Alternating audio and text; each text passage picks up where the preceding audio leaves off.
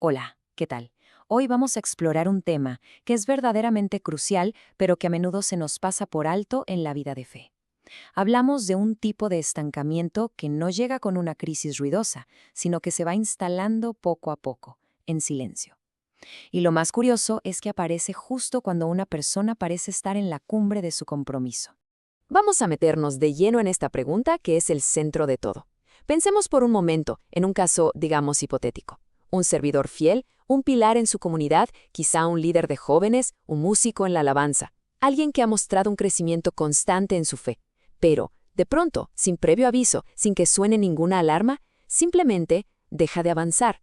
No es una caída espectacular, no. Es una pausa silenciosa, un freno casi imperceptible. Fíjense, la experiencia pastoral y varios estudios sobre el tema nos muestran un patrón muy específico. Con bastante frecuencia, este estancamiento ocurre en una etapa de la vida muy concreta, más o menos entre los 30 y los 35 años, justo en ese momento en que la persona ya no es vista como alguien que está aprendiendo, sino como un líder consolidado. Y con esto entramos al primer punto clave de nuestro análisis. Se le llama así estancamiento silencioso porque es casi invisible desde fuera. Ocurre precisamente cuando la persona está más ocupada que nunca, sirviendo, liderando, organizando. Por fuera todo parece marchar sobre ruedas, pero por dentro, el motor del crecimiento personal se ha apagado. Miren, aquí podemos ver la transición que se da. Es un cambio fundamental. Se pasa de una etapa de ser formado a una etapa de servir. De ser la persona que aprende, que es discipulada, que recibe confrontación y es desafiada, a ser la persona que ahora enseña, organiza y se convierte en un referente para los demás. El problema, y esto es muy importante, no está en servir, para nada. Entonces, ¿cuál es el meollo del asunto? Es este. Servir a Dios es esencial, claro que sí, pero se vuelve peligroso cuando reemplaza por completo el ser discipulado. O sea, cuando se abandona ese proceso personal, continuo, de ser formado, de ser guiado y corregido por alguien con más camino recorrido. La agenda se llena de tareas y esa ejecución de tareas empieza a ocupar el espacio que antes tenía la formación del carácter. Y claro, ya no hay nadie que desafíe, que confronte, que pida cuentas. Ahora, pasemos a la siguiente parte para ver cómo se va dando esto a un nivel, digamos, más estructural. Porque el problema no siempre es solo individual. Muchas veces son las propias estructuras de la iglesia las que, sin querer, facilitan esta transición tan peligrosa. Lo que sucede es que se crea un vacío.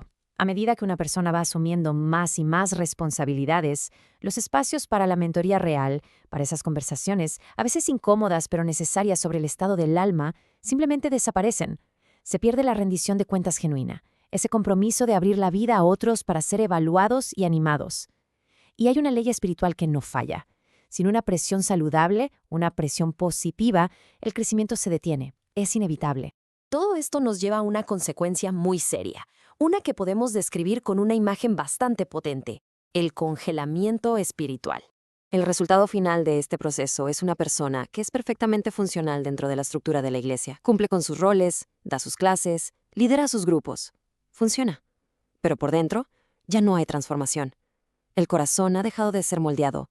La fe se convierte en algo repetitivo, en una lista de cosas por hacer, en lugar de ser una relación viva que sigue creciendo. La propia Escritura nos advierte sobre esta condición. El autor de Hebreos habla a personas que, por el tiempo que llevan en la fe, ya deberían estar enseñando a otros. Sin embargo, se estancaron a tal punto que necesitan volver a aprender los fundamentos.